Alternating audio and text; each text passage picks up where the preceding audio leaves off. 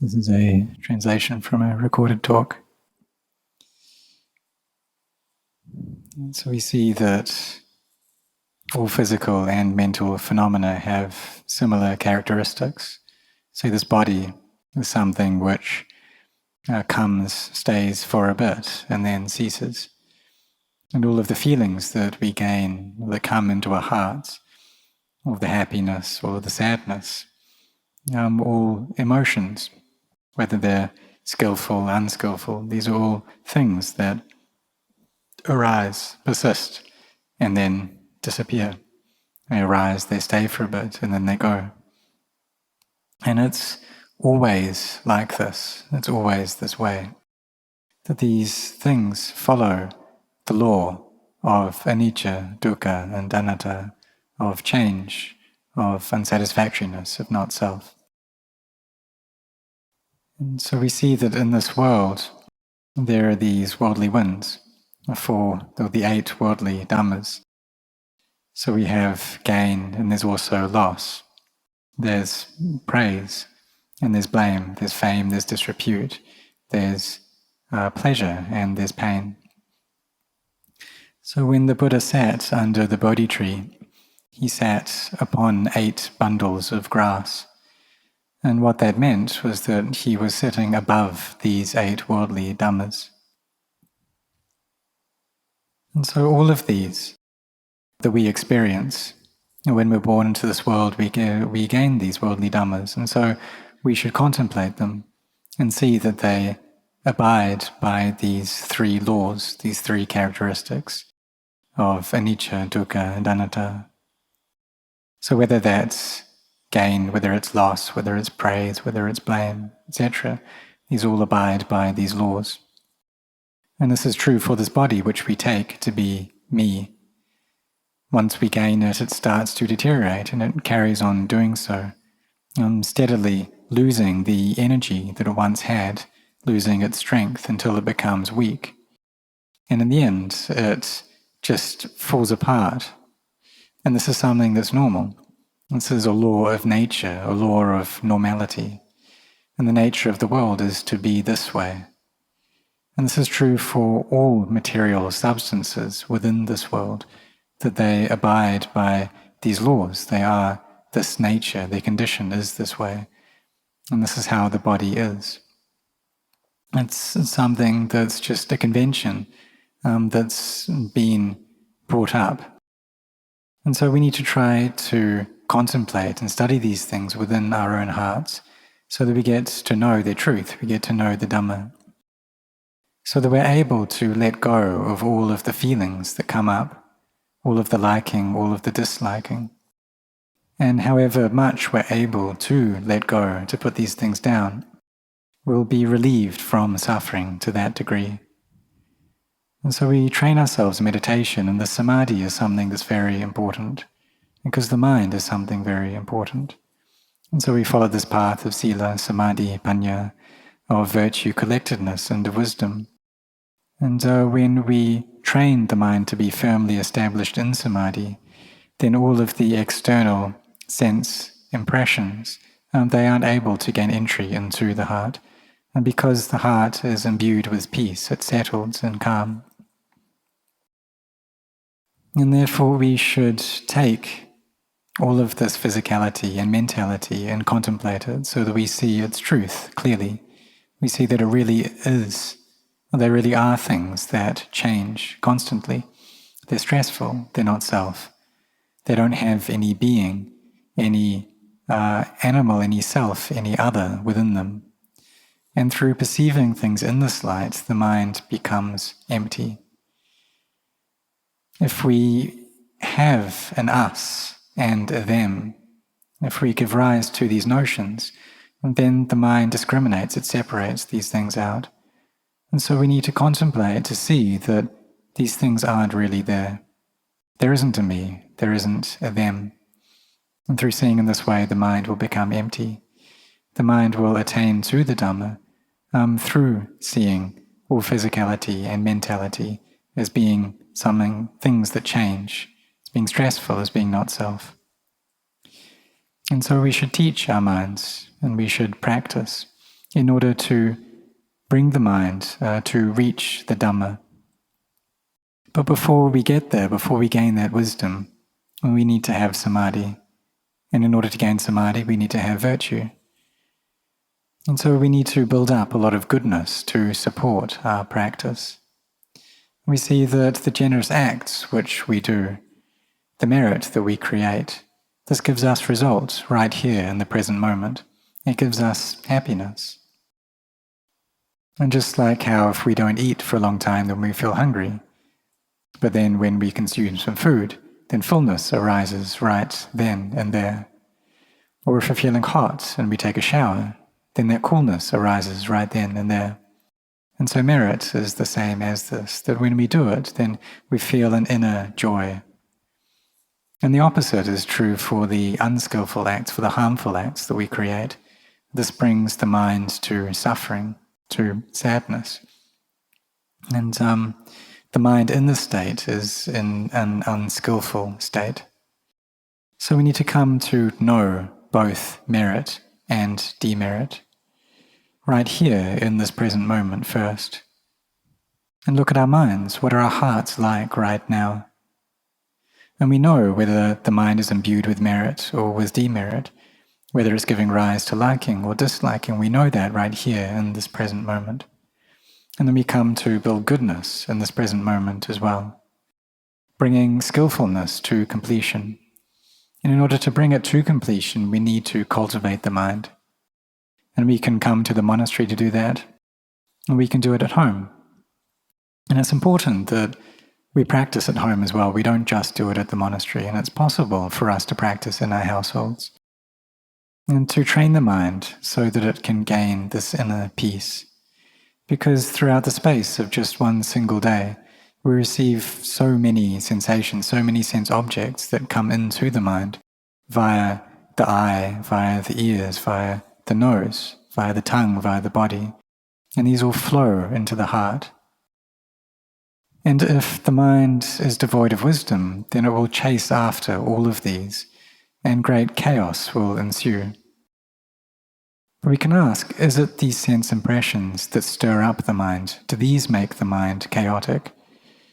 We see that if we have mindfulness and wisdom, then they're not able to stir up the mind. It's only possible for them to make, or for the mind to become stirred up if we don't have enough mindfulness and wisdom.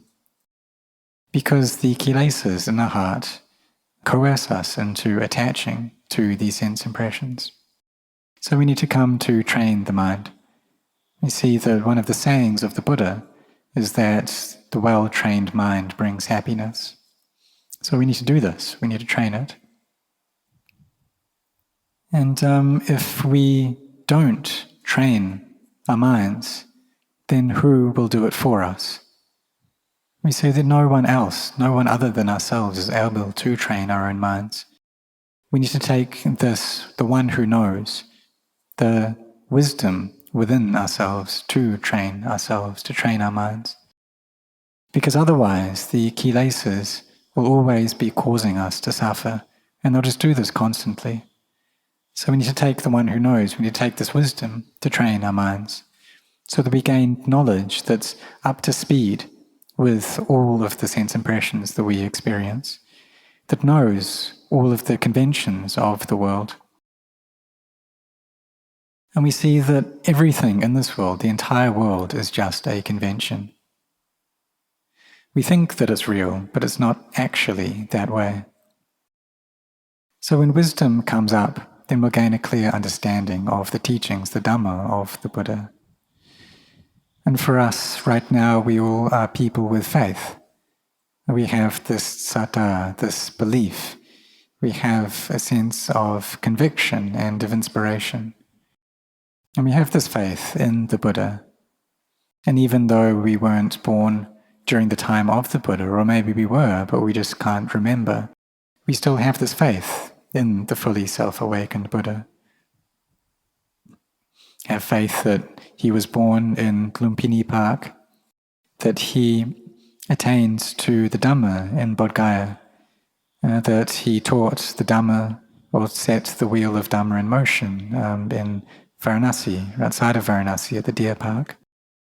And then he carried on teaching this and taught others to practice this Dhamma until he went into Nibbana in Kusinara. So for us, we know about this. We know about the biography of the Buddha, and we have faith in this. Faith in the Buddha, faith in his teachings, that they really can take us to freedom from suffering. And we also have faith in the noble Sangha, those people, those beings who practiced the Dhamma and attained to its fruits ever since the time of the Buddha right to this present day and age, to Luang Pu Man, to Luang Pu Cha, Ajahn Chah. And so we have this faith, we have this belief, and we see that the relics of these great teachers are still here, and they provide evidence for the purity of these beings, for the purity of Luang Pu Man, Luang Pu Cha, that they really did have minds that were pure. And these relics, these pure elements, were able to come that way due to the purity that the Dhamma in their hearts gave them. So gaining this inner purity, they then went to teach the path that the Buddha taught. And they taught us that since we have faith, we should put that into practice. We should use that faith to cultivate goodness. We see that just one day passes by so quickly. It really goes by in a flash, that this world spins around so fast, and one day passes, and then 1 week, then 1 month, 1 year, and in just a flash it's gone. So for now it's the rains retreat, 2.5 months have passed, and there's just 15 days left. And if we turn our minds back to the beginning of this rains retreat, 2.5 months ago, it feels like it's gone by so quickly. And so time just steadily falls away, steadily passes by. So what are we doing right now? And we should contemplate, ask ourselves, what are we doing right now? Have we brought skillfulness to completion? The goodness that we've created, is that enough yet? Have we developed virtue? Have we cultivated samadhi? Have we gained wisdom? Because if we don't gain this knowledge, then our mind will always be stirred up. It'll always be following all of these sense impressions. And there are so many of them in the world, so many impressions that look really enticing, that pull the mind in. Things that we like, things that we don't like. And it's just natural for the world to have these things. And when we gain something new in this world, and we see that there are many new things coming out all the time, then the mind can get really delighted by those things. But even though we may think they're new, they're just material elements of this world, and really there's nothing new at all in this world. There never is. Even though something may be very beautiful now, and may be very new now, but in no time it gets old. And so even though people may get born, and then from that they have to grow sick, they have to get old, they have to die. So we should look at these things through the angle or the viewpoint of the Dhamma, and to see that this is their truth. And we may be happy over things, but we should have mindfulness with that happiness. Things may upset us, but we should have mindfulness there with being upset. Even though we may get involved in liking and disliking, we have mindfulness there. And we see that these things are just normal. These feelings are just normal things which appear within the mind. Things that arise, stay for a bit and cease, arise and cease, and they do this constantly. So we need to give our minds a firm foundation of peace. We see that all people in this world, they have greed, hatred, and delusion. And when these defilements increase, then the heat of the world, the agitation here, its stirred up nature increases as well. But within Buddhism, we gain these teachings that tell us, that point us to abandoning greed, hatred, and delusion. And so we should understand and see that in the time of the Buddha, things were this way as well. There were many different cities, many different kingdoms. King Bimbisara, for example, ruled over the Magadha kingdom. King Pasenadi ruled over his kingdom, and there were many different kingdoms. The kingdom of Avanti, for instance. And when they had their different realms, their different bits of land, and then these kings would fight with one another, they would compete. And so this happened in the time of the Buddha as well. There was both happiness and suffering during the time of the Buddha as well. The people gained and they lost as well. So there was one time when King Pasenadi, he waged a war and he got defeated. And this was his karma. There was one time when Venerable Ananda went to go into, or tried to enter his palace, but he wouldn't allow him to come in.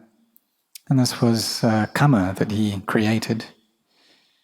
And so after that, King Pasenadi went to go to the Magadha kingdom and to enter the palace of King Bimbisara, but he wasn't allowed in. And he couldn't gain entry into that. And so these are the karma that they create. So we need to gain an understanding that gain and loss, that praise and blame, status or fame, disrepute, happiness and suffering.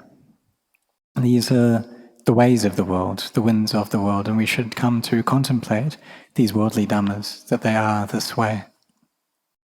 You see that when anyone gets born, then within that birth, or following on from that, is old age, sickness, and death. And we can't find any true essence to that. There's no core there. In order to find a core, we need to practice the Dhamma.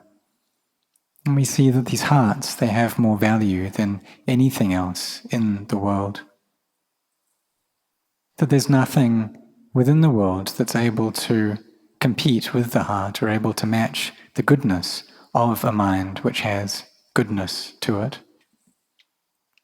Of a mind that has faith in the Buddha, the Dhamma, and the Sangha and has taken these as its refuge, that this has immense value to it. So when we have developed the mind, then it will gain purity little by little, and it will gradually meet with real, genuine happiness. So we see that even though we may gain a lot of money in this world, that it doesn't bring us happiness. We see that there are many people who are very wealthy, but they still suffer a lot. And poor people think that if they get money, then they'll be happy, but it's not true. This is a wrong view. And what we need to do is we need to come and develop our own hearts. We need to gain knowledge into our hearts so that they gain Dhamma. And through this, the suffering that we experience, the greed, hatred, and delusion that we have in our hearts will steadily lessen. And the merit there within our hearts will increase. So the Buddha taught the Dhamma. He told us about the Dhamma, and so the people could gain wisdom. So having gained an understanding of the Buddha's teachings, we should put these into practice. We should build up goodness. We should develop skillful qualities. While we still have breath, while we still have some life left, we should do this. And then when our breath runs out, then we're not able to do any of this anymore. And that's okay, because we've already done it. We've already meditated a lot. We've already created a lot of goodness. We've already brought generosity, virtue, and mental cultivation to completion already. So we need to cut and polish our minds, just like we would a diamond. And this brings great value to our hearts. Or it's like a lotus that's born in the mud.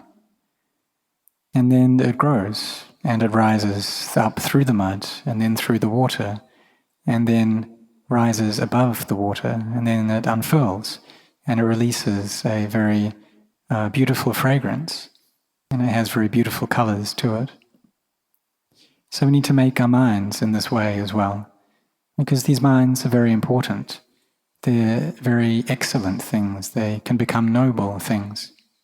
So we should try to develop our minds, to cut and polish our mind as we would a diamond, so that they can become pure, so that they can get to know the Dhamma. And we do this through walking the noble path, this eightfold path, through walking this way of sila, samadhi, and panya. And when the mind walks this way, then it will meet with a genuine inner happiness. So if we live a family life, we must do so with a sense of moral integrity, to have both sila and Dhamma, that we can train in generosity together, we can be virtuous together, we can meditate together. And through doing this, the whole family is working at cultivating parami together. And even though you may be lay people, it's still possible to gain knowledge of and gain understanding into the Dhamma, seeing that all things arise, stay for a bit, and cease. And it's just looking at this breath is enough to see that. And see that there's an in-breath, and then there's a brief pause, and then there's an out-breath. And the Dhamma is just this. It's just seeing this breath, seeing that when the breath goes, then the body dies. And that's all life is. And what can we take with us then? So we should contemplate in this way so that we become heedful. We see that life or birth leads to death. So what's the point in hating anyone? What's the point in having ill will towards anyone? Because every single person has to die. Everyone experiences suffering. It's enough already. There's no point in us increasing that.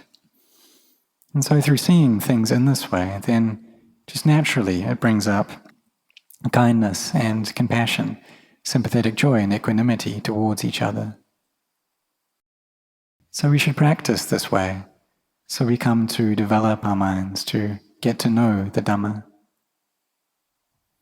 And so we do this. We're always cultivating the mind, always bringing up a lot of goodness, a lot of merit, so that the mind can develop until it's able to see and know the Dhamma. And so this is probably enough explanation on the path of practice already, and may all of you develop in the Dhamma.